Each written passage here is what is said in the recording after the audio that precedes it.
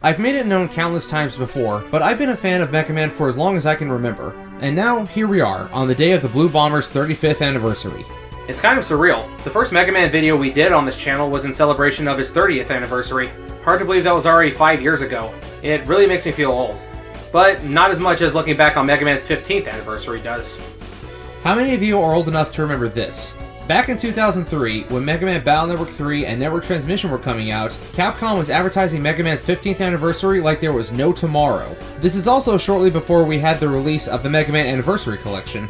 One thing that I specifically remember from this time period is the June 2003 issue of Game Now magazine, because they actually featured a special article for Mega Man in this issue. 15 pages dedicated to the Blue Bomber for his 15th birthday. I remember reading this when I was a kid. Hard to believe that was already 20 years ago. But this magazine has stuck with me all this time, and I have a copy of it that I'd like to share with you today. It actually came in two different cover variants, one with Classic Mega Man and one featuring Mega Man.exe. Unfortunately, I haven't been able to get my hands on the second one yet, though.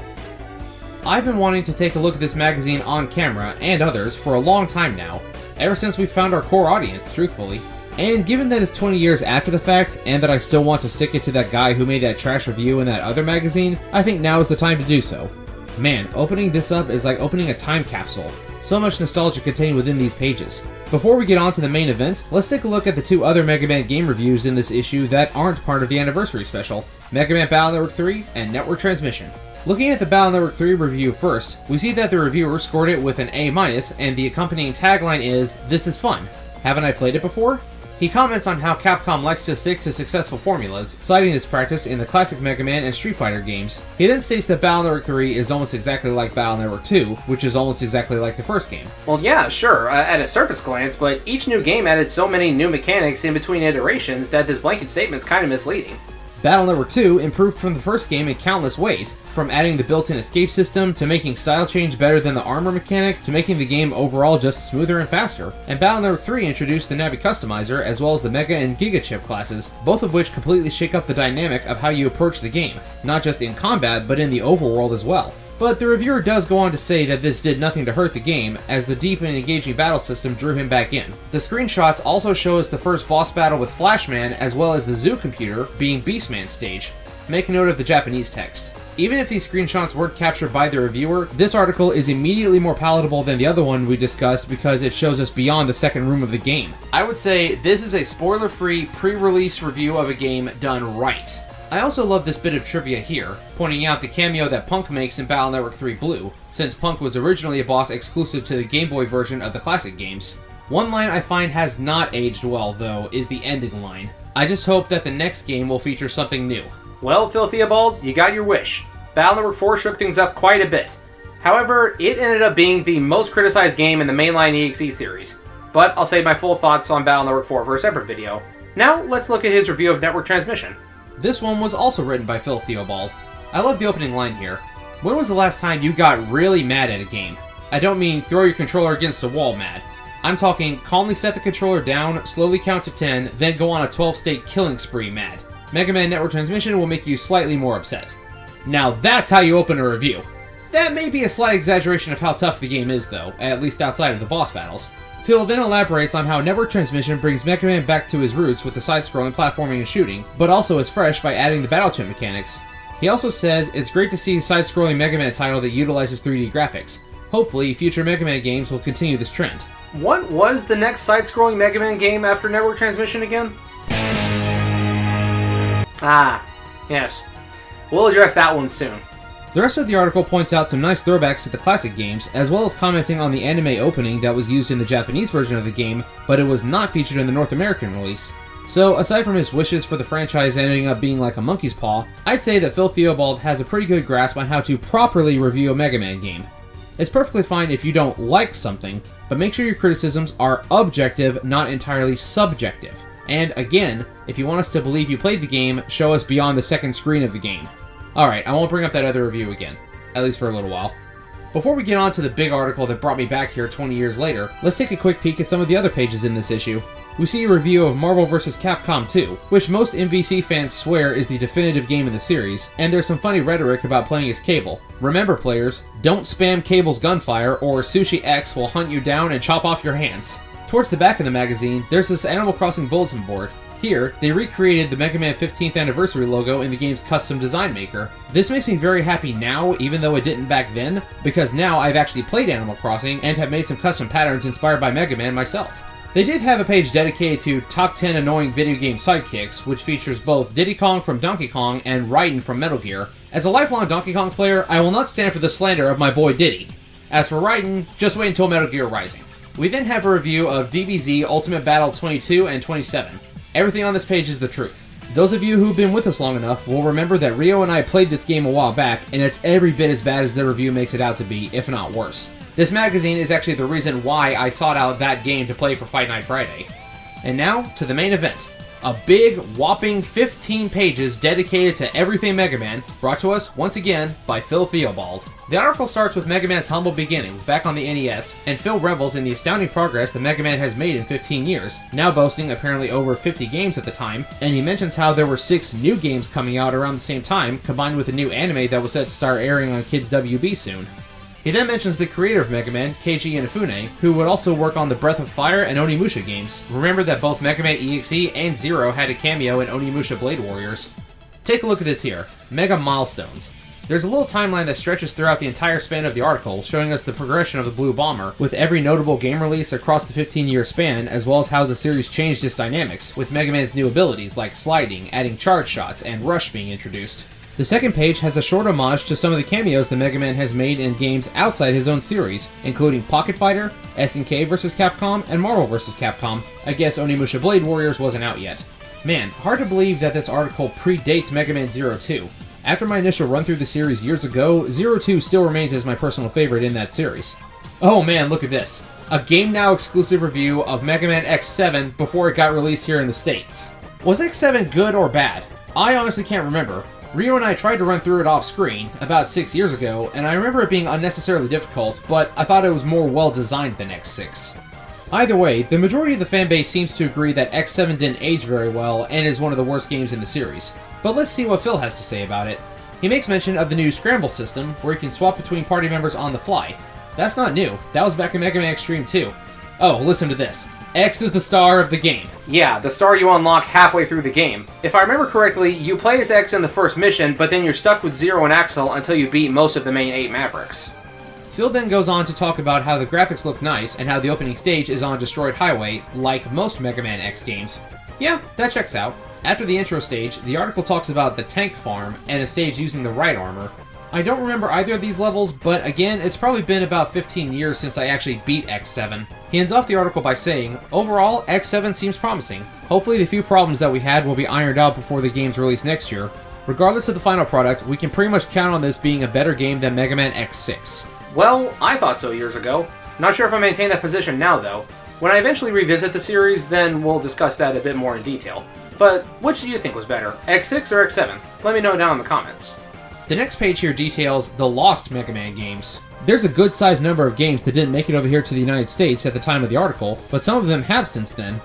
Rockman X3 for PS1 and Saturn was the version used when they released the Mega Man X Collection and X Legacy Collection. Rockman and Forte on Super Famicom was never localized, but like the article says, Mega Man and Bass on GBA is basically the same game. Wily and Light's Rockboard is a game that I've always been curious about.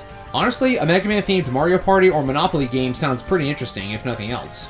Rockman Battle & Chase is listed saying that it almost got localized, but it was cancelled at the last minute, despite there apparently being some ads for the game already being aired on TV. But, as history would reveal, the game was later released in the USA on the Mega Man X collection. Rockman Mega World for the Sega Mega Drive, more commonly known here as Wily Wars. Mega Man 1 through 3 with 16-bit graphics and sound, but only on the online Sega channel for the United States, or cartridge in Japan and Europe. I forgot about this one, actually. It's currently available on the Nintendo Switch Online expansion pack.